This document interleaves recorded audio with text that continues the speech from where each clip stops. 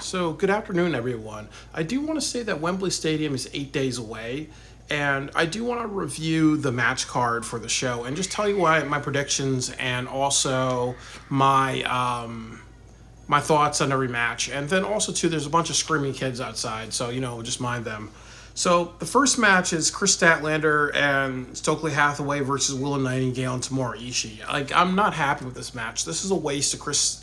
This is a waste of Willow Nightingale. She's had a very strong year. Like, honestly, you should do something like you should do Chris Statlander, Layla Hirsch, and Willow Nightingale in a triple threat.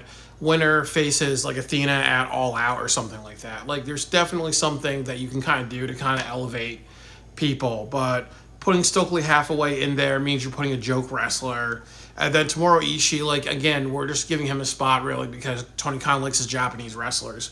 I really predict that Willow Nightingale and Tamura Ishii are going to win this one for the sake that obviously you want to start the crowd on a happy note, really. So I do think they're going to win this one, and I really think that, quite honestly, you're going to see Willow Nightingale versus either Toni Storm or Athena at All Out, and that would be a really good match because they do have to build up to All Out, and I think they're going to follow up with that. And speaking of which, the next match is Toni Storm versus the Glamour Mariah May. Like, I honestly think Mariah May should win this one, but my prediction is on Toni Storm because I do think, as I said, you have All Out in 2 weeks, and you have Toni Storm who's been a long-term champion. So it doesn't really make sense for Toni Storm to, to have a new champion, Mariah May, and then either do a triple threat or do a Mariah May, her first title defense against Willow Nightingale. Because I think that, eventually Willow Nightingale needs to win the Women's World Championship. But I do think that there's two things. They're saving Jamie Hayter's coming back. She's a crowd favorite. So definitely there's a lot of people predicting that they're just trying to save Toni Storm for the right person. Mariah May is close, but no cigar, really. But my prediction is Toni Storm. They've had a really great build to this match, and they don't really do a good job building match for the women's division. So I'm happy to see this one. The next match is MJF versus Will Ospreay. This is a very, very hard match to predict, but I think that Will Ospreay is going to win this one. He's going to use the Tiger Driver, and he's going to regret doing it. And the reason why Will Ospreay is going to win this one is for a couple of reasons. You have Pac versus the winner of this match. Pac versus MJF is not going to be a good match. It's heel versus heel. If you have Will Ospreay versus Pac, you're going to have like a Dave Meltzer type of match at All Out. So I think Will Ospreay is going to have it back, really. I'm not sure what you're going to do with MJF. You could have Daniel Garcia versus MJF at All Out. Or you can have MJF get beaten by Will Ospreay because of interference of Daniel Garcia. So I do think that just to really tell a good story, you have to have Will Ospreay win it back, use the Tiger Driver, be okay with that, and then maybe Don Callis comes down and talks to him and says, like, you know what, that's that killer instinct. Do you want to embrace the dark side? And that could be something that they tease and eventually turns heel, because I think Will Ospreay as a heel would work. Jack Perry versus Darby Allin. Once again, this is going to be a very, very hard match to predict. Like, I do think that here's a couple of problems. They both can't lose this match. But I'm okay. They have great build. They have great chemistry. But the reason why I can't lose this match is Jack Perry looks weak. And the other thing is that Darby Allin should not win this match because he's facing the AEW World Champion at Grand Slam, really. So it looks bad if they lose, but the problem is that if Darby Allin wins this, he's going to be a double champion. So he's going to be defending the TNT and the AEW Championship. And we have to kind of put the AEW Championship on Darby Allin eventually. You can't just kind of... he's one of those people that you need to strike while the iron is hot, really. I think that with Sting retiring and all this, you got to kind of make him a world heavyweight champion. Like I've said, I think that at WrestleDream there should be a three-way: Bryan Danielson, Swerve Strickland, and Darby Allin. But I think that my prediction between both people is I'm gonna predict Jack Perry. I think what's gonna happen is Okada's gonna interfere and help out Jack Perry, and then by doing this, you set up Okada versus Darby Allin Darby Allin can afford a loss at this one and then a win at All Out. I think that would be the way to do it. But also, too, as I said, you got to just have Jack Perry has to have a match at All Out because he's going to be a really big heel. So you got to kind of give him some momentum. So I think that for a logic sense, Jack Perry needs to win this match, and he needs to carry some heel heat into All Out because him versus like anybody on that roster, like a top babyface, that's going to be a great match for All Out. Even if he did something like Swerve versus Jack Perry, or you did something like John Moxley versus Jack Perry, or Bryan Danielson versus Jack Perry, like you need to find a top babyface and a top heel, just to really, to rile up the crowd. But the way to get there is to have Jack Perry win this. So Mercedes Moné versus Dr. Britt Baker. Jack Perry versus Darby Allin. As I mentioned, I think that's going to be a great match, and I'm excited to see that. Mercedes Moné versus Dr. Britt Baker. I think this is a great match, great fantasy match. You know, you have like the AEW Women's Original versus Mercedes Moné. But I do think that 100% you're going to have Mercedes Moné win this. Britt Baker just got suspended. It's not a good look. Mercedes Moné is a really good heel. There's not a lot of heels in the women's division. And there's not a lot of baby faces. So I think just making Mercedes Moné the obstacle would be a good thing. And then also, too, she was injured last year. So I think for a Wembley moment, it looked good for her to retain. Orange Cassidy versus to be announced for the Casino Battle Royal. 100%, I do think that I really don't like this match because they should just be honest and just say, okay, at All Out. And it should be Hangman Adam Page.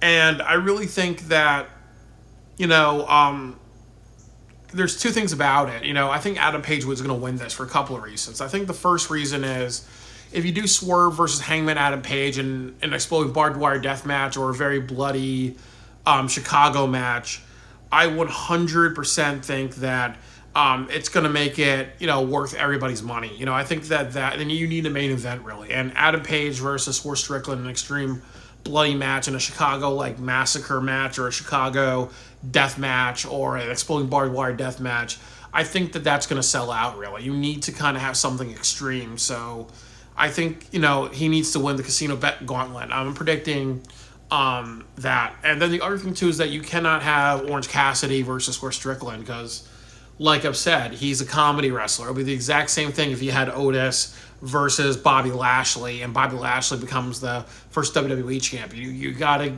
Orange Cassidy needs to be serious, you know. I would hope to see Mark Briscoe in that, if they're gonna have that match, because Mark Briscoe also deserves it. There's Chris Jericho versus Big Bill. No, Chris Jericho versus Hook. This is all right for me. I really think that really think that, you know, it's also a match that both people can't lose. Like, Chris Jericho can't be selfish, but the other problem is, what do you do with the FTW title? Like, you have to eventually use it as a regular title. You can't just say it's Hook's title. You know, you have to maybe do Chris Jericho versus Daniel Garcia, Chris Jericho versus Ricky Starks, you know, Chris Jericho versus like Lee Moriarty, or Kyle Fletcher, Real Yuta. You need to kind of like, you need to find that next, you know, person to kind of take the FTW title off of him. And I think you do Hook really, because the problem is you run that cycle of, okay, there's going to be another heel taking away from Hook. You have to kind of get to a point where Hook has to go into other divisions. When Samoa Joe comes back, it should be Hook and Samoa Joe in the tag team division, or Hook, Samoa Joe, and Shibata in the trios division. You just can't. You can't just put on Hook, and he's going to be spinning his wheels really. So I think that Tony Khan understands this. I think that the best thing to do is give it to Chris Jericho, and also Chris Jericho could be very unselfish. So, you know, you can kind of convince Chris Jericho to be able to lose, but it does more for Hook to lose in this one. And then also, too, Chris Jericho can't be losing every big show, really, you know. So I think that storyline-wise, Chris Jericho should win this one. You can even do something like Taz says something like, okay, Chris Jericho, my son didn't beat you, and I still love and care about him. But at All Out, you're gonna beat my friend, and then you have RVD or something like that. Because that would be a great match. Chris Jericho versus RVD at All Out. But you can't kind of repeat this cycle of giving it to Hook. Um, so yeah, I just think that that's the best thing to do. And then it's also gonna be like 3-on-1 really. If they go back to Hook, it's gonna be a bad match because Hook's gonna be spinning his wheels. He needs to kind of go bigger and better really. The Young Bucks versus FTR, or the Acclaimed. Like I think like this weekend, they're gonna. My prediction is it's gonna be Young Bucks, FTR, and the Acclaimed. It's gonna be a triple tag team match. I'm okay with this. They all really deserve it. But at Wembley Stadium, I really hope they do like a tables, ladders, and chairs match, just to do something different. Not a triple not a triple tag team type of thing, really, because you're already going to have that with the trios title. So I just think that you got to do something a little different. So I do think that with all of this, if the three of them face each other, I really think it's very hard to pick it. But I do think they're going to be dumb enough and put it on the Young Bucks. I think the Young Bucks will retain because how should I kind of say this? That I just think that the whole Elite storyline, you have to have a big ending to it, and just taking away their titles, it doesn't tell a good story really. I think that if you do it at World's End and kind of make it at this as the end of the Elite, they're all like the EVPs and all that's ending in December. I think that would be the best way. That would be the best way to kind of move on to the next story arc type of thing really. But I do think it's too early to take out the Young Bucks, even though they're not good champions. I do want to give you guys a bonus. I do think they're going to have a triple trios match. So it's going to be the Patriarch versus the House of Black versus Bullet Club Gold. And if they do that match, I'm going to predict the Patriarch just because, Christian just became champion and you can't take the title off of him too soon. There's a lot more that he can do. He's a great trios. He's great in any division. He knows how to be the top heel, the top asshole character. So he needs to be champion for a while. He needs to really make the trios division very compatible and be like the jerk that nobody can really beat. And maybe hold the titles all the way up to Wembley Stadium, to Texas next year, just to kind of wait for the next trios or wait for those hungry group of young lions to take him down, really. Or, you eventually get the Luchasaurus turning heel and the Luchasaurus versus Christian Cage. And then make Luchasaurus a single babyface. So that would be those two options, really. But it's not ready for Christian Cage to take it out to take the title off. The final match is Swerve Strickland versus Bryan Danielson. The trios, the three-way tag team match. I'm happy to see that one. Great build, great hype. The trios match. Obviously, I'm excited for that one as well, just because Christian is a good heel. So I want to see him prosper and then actually make people want to go after the title. So I'm excited for that one. Swerve versus Bryan Danielson, really great build. And then I also think that this is going to be a very hard match to predict. I do think that, like I've said before, that I think the biggest thing the big thing and the best thing to happen is Bryan Danielson beats Swerve Strickland. I think that that's the best thing. And Bryan Danielson is champion all the way until Wrestle Dream. And there's a couple of things that you can do. You can have Bryan Danielson win by DQ. You can have Bryan Danielson actually win the title. You can have Bryan Danielson lose. But I really don't know what they're going to do with this one. But I really think that I think Bryan Danielson should win. It tells a way, way better story. But I think Swerve is going to win this one. If I was a betting person, I think 55% Swerve Strickland, 45% Bryan Danielson. Because, Bryan Danielson has had injuries. He's getting a little bit older. You do not want a Sting title reign where he's held the tag team titles for 2 months. And then the other thing, too, is that if you make Bryan Danielson a champion, he said he's promising his daughter that he's not going to he's going to retire after Wembley Stadium. So, you can't have somebody become a champion then take the title off of them, and you can't do that repeatedly like you did with Sting.